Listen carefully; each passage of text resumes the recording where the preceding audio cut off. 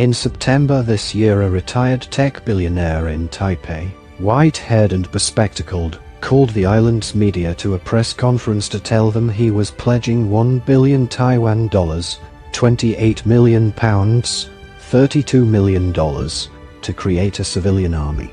Dressed in a bulletproof vest over a business shirt, Robert Tsao declared he wanted to help his countrymen and women fight against China.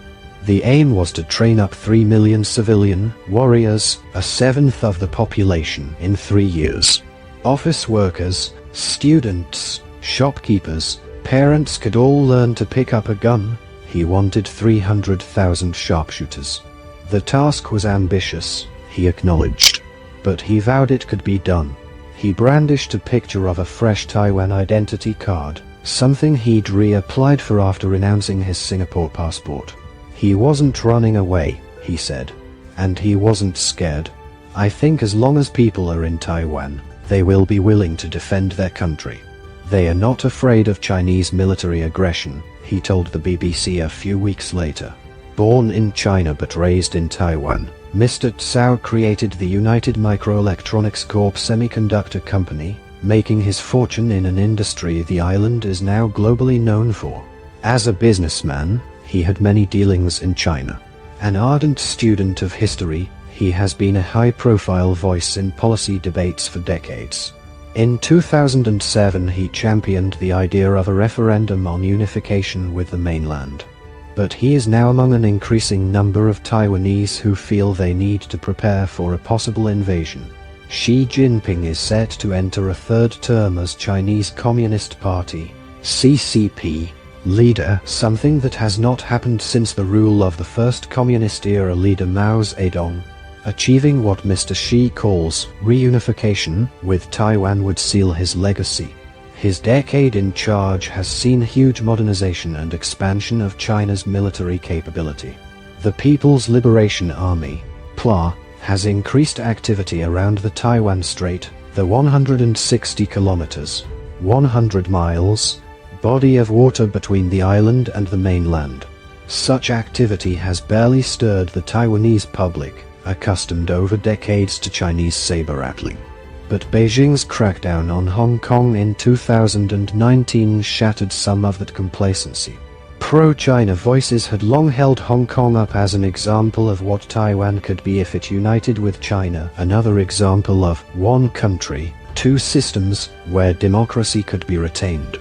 This year has been another wake-up call, says Mr. Tsao. Russia's invasion of Ukraine reverberated in Taiwan.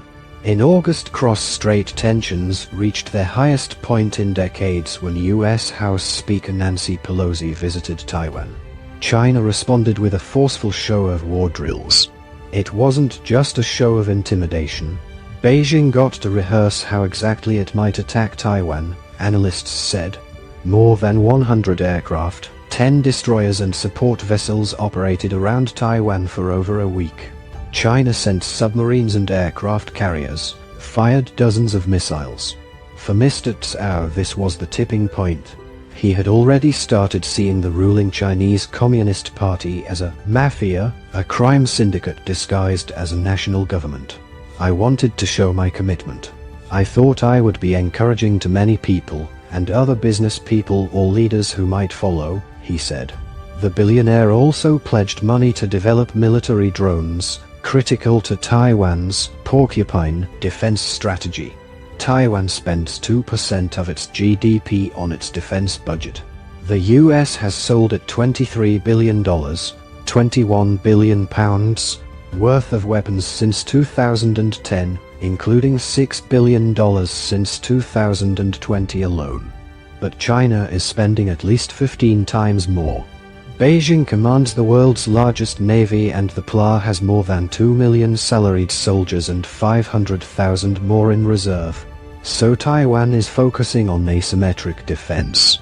Fighting a war today, like what we see in Ukraine, is not a comparison of numbers of soldiers or numbers of tanks. It's pretty much a war decided by intelligence, said Mr. Tsao. It also requires resilience and the will to fight. Taiwan's army has shrunk since the 1990s and the government has reduced mandatory service over the years from 2 years to 4 months. There's now an active debate about extending it. For the first time in decades, polls show a majority in favor. After Ms. Pelosi's visit, Mr. Tsao asked around and found the